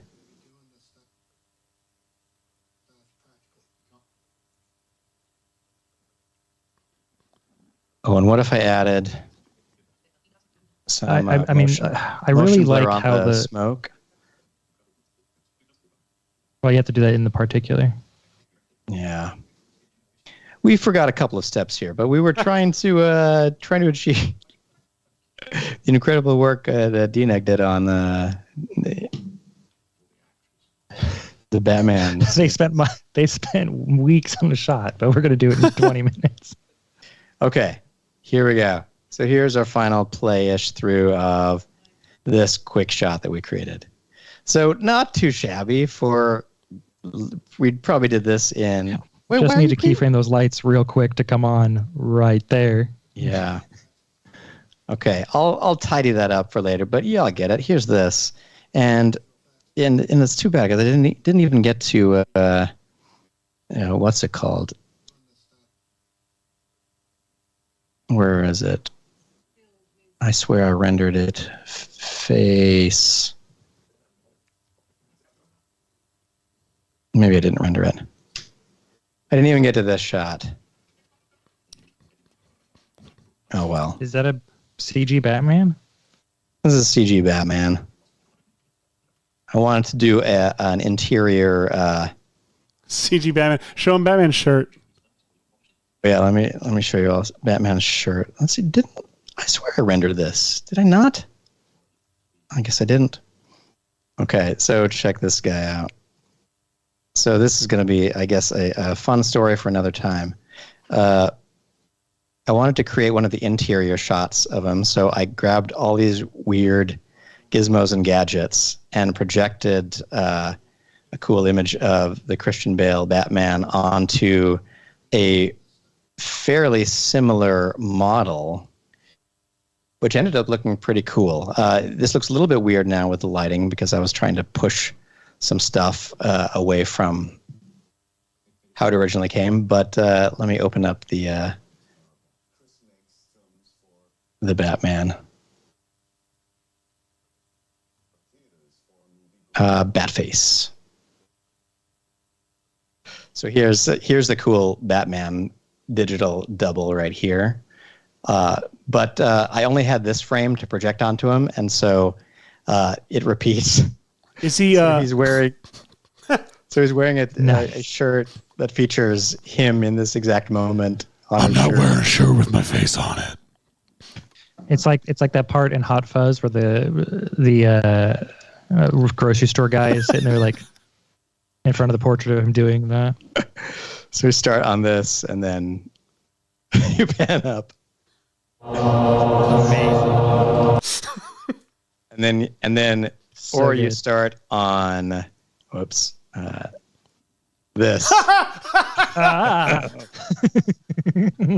You start on that. You turn around to his face. And then you crane down to his face. And then on his chest, yes, and it loops.